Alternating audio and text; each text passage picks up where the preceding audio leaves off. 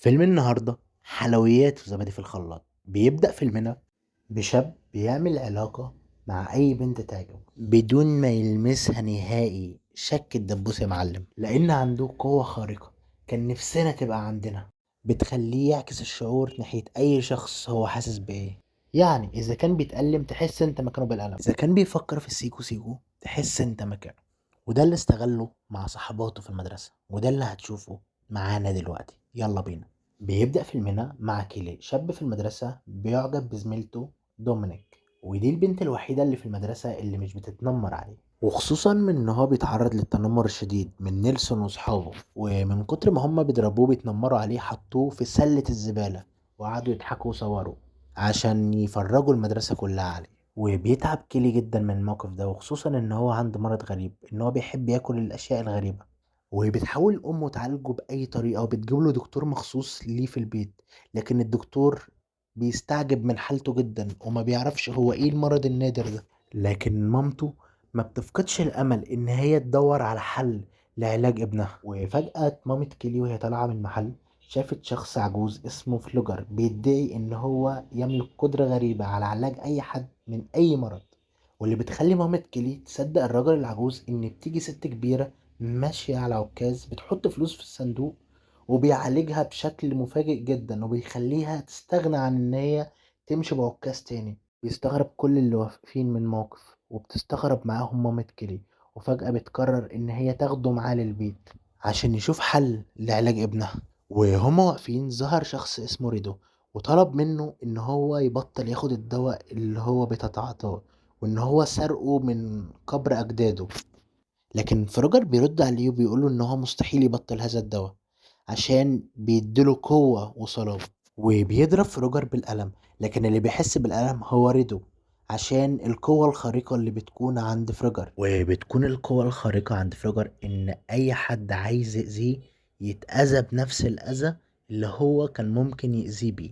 وبتيجي ام كيلي وبتاخده وتوديه البيت عشان يشوف حالة ابنها. فروجر بيشوف كيلي نايم ومريض جدا قدامه، وقبل ما يعالجه بيطلب ان هو يخش الحمام وبياخد كمية كبيرة من الدواء، وبيحط ايده على جسم كيلي عشان يعالجه، وبيبتدي يتعب تعب شديد وبتقع منه السيجارة على جسم كيلي. وهنا فروجر بيحس بألم شديد وبيقع على الأرض في نفس اللحظة، وبيقوم كيلي من التعب الشديد اللي هو كان فيه وبيستغرب جدا من حالته. وبتطلب أم كيلي الشرطة لجثة فروجر، وبعد ما بياخدوا الجثة الضابط بيبلغ أم كيلي إن فروجر كان نصاب، وان هو كان بيخدعهم وبيخدع كل الناس اللي بتفكر ان هو بيعالجهم. وبيطمنوا على كيلي ان هو جسمه ما اتحرقش من السيجاره. وتاني يوم كيلي كان بيصلح العجله وفجاه صبعه اتجرح، واكتشف ان هو جسمه بيلم بسرعه جدا. وبيروح كيلي بسرعه لامه ويحكي لها ايه اللي حصل، لكن ما بتصدقهوش، لكن بتكون مبسوطه ليه ان هو ابتدى يتحسن بشكل كبير نفسيا. وهو رايح المدرسه شاف دومينيك قدامه وبتقول له ان هو اتحسن جدا عن اخر مره شافته فيها.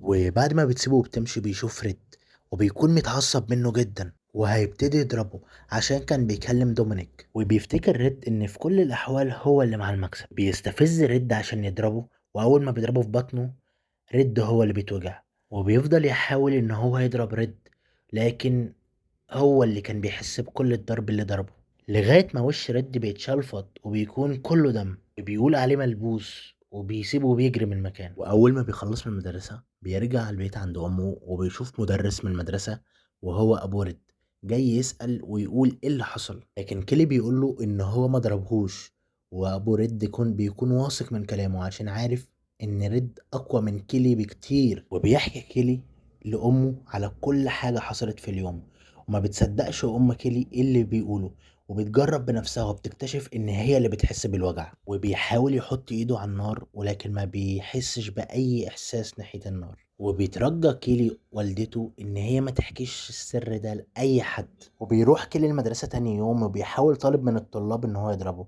لكن بيحس بان هو اللي اتضرب. وبيكون كيلي في الفصل وقاعد مع اصحابه البنات وبيتخيل نفسه ان هو قاعد مع دومينيك، وبيكون متخيل ان هو بيعمل سيكو سيكو، وبيكون مبسوط جدا بالاحساس ده. وبيتخيل كيلي ان هو معاهم في علاقة كاملة، والمفاجأة ان بتتفاعل البنات معاه بنفس الاحساس ده. فجأة كيلي بيكتشف اللي حاصل قدامه وبيهرب من المكان بسرعة. وفي نهاية اليوم بيحضر إليك حفلة عملتها المدرسة، وبيشوف إليك نيلسون وصحابه هما بيحاولوا يضايقوه، لكن بيتدخل المدرس بسرعة عشان ما يحصلش مشكلة في الحفلة. وبعد ما الحفلة خلصت كل واحد بيروح على بيته، وبيركب نيلسون مع صاحبه براد، وبيشوف إليك وهو ماشي بالدراجة، وبيقرروا يخوفوه وبيعملوا حادثة كبيرة جدا، بيضربوه وبيمشوا عليه بالسيارة، لكن براد هو اللي بيموت. وبينزلوا من العربية وبيفضلوا مرعوبين وخايفين من الموقف، وبيبلغوا الشرطة، بيفضلوا يقولوا إن كلام ريد هو اللي صحيح. وبتعدي عليه دومينيك هي وصاحبتها وبيقرروا يطلبوا الشرطة، وبتيجي الشرطة تحقق في الحادث، وبيجيبوا صحاب براد وبيقولوا إن كيلي هو السبب، كان ماشي في نص الطريق. وبتحضر فجأة أم كيلي وبتقوله يخترع أي مشهد عشان يطلع من الورطة اللي هو فيها، ومحدش يعرف بإن هو عنده قوة خارقة.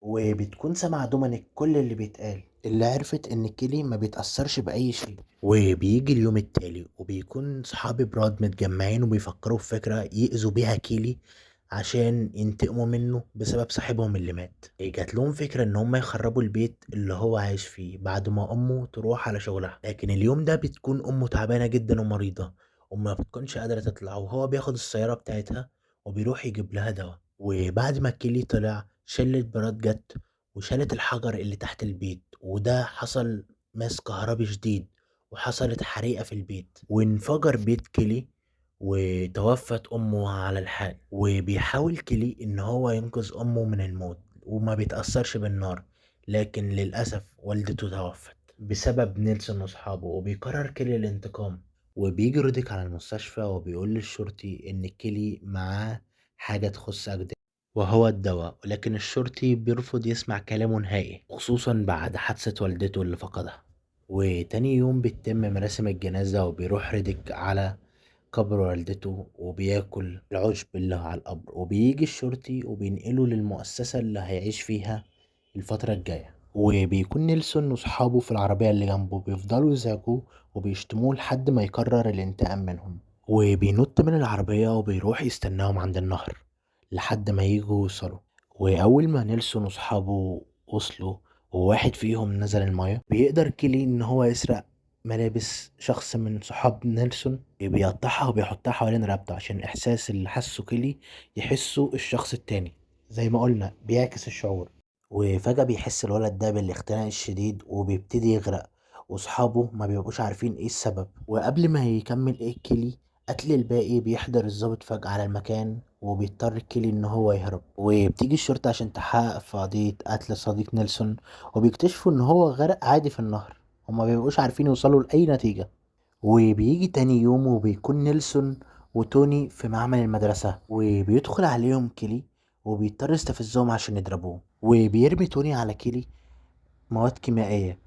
وبس اللي بيحصل ان وش كيلي بيرجع سليم زي ما هو وبيعكس الشعور، وتوني هو اللي بيتصاب وبيتفاجئ كل اللي في المكان. وبيكلم كيلي نيلسون وبيقول له اعترف ان انت كنت السبب في قتل امي، وبيحضر الشرطة على المعمل عشان يحاول ينقذ توني من الموت. بيجي اليوم التاني وبيحضر ريد ونيلسون تدريب المدرسة مع أبوه المدرب، وبتكون الشرطة موجودة في كل مكان في التدريب، وبيطمن المدرب الشرطة إن كل شيء تمام ومفيش أي حاجة هتحصل. وبيقدر كيلي يتسلل وبياكل قطعة من هدوم نيلسون، وبينزل الملعب وبيكون معاه صاعد كهربائي، وبيقف في نص الملعب وبيبتدي يعذب نيلسون عشان يخليه يعترف قدام الشرطة بإن هو اللي قتل أمه، لحد ما المدرب بيسرق سلاح الشرطي وبيوجهه ناحية كيلي عشان يضربه ويخفف العذاب عن ابنه، لكن الرصاصة بترد في دماغ المدرب عشان بيعكس الشعور فورا.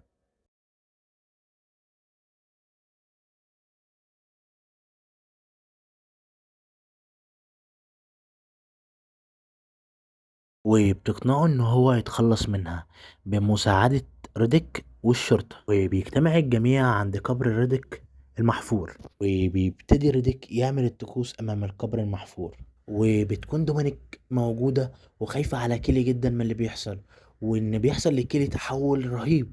وفجأة بتحضر الشرطة وبتضرب على دومينيك وإليك بالرصاص، وبتموت دومينيك على الفور. وبيحزن جدا كيلي على حبيبته دومينيك وإن هو السبب في قتلها، وبيقرر كيلي إن هو يقتل نفسه. وهنا بيقرر إيريك إن هو ياكل القلب اللي موجود معاه في القبر وينتحر.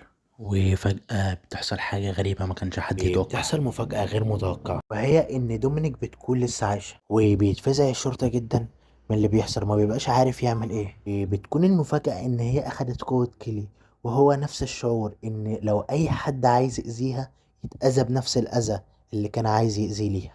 وهنا بينتهي الفيلم. ما تنساش تتابعنا عشان تشوف كل جديد وحصري على القناة. السلام عليكم.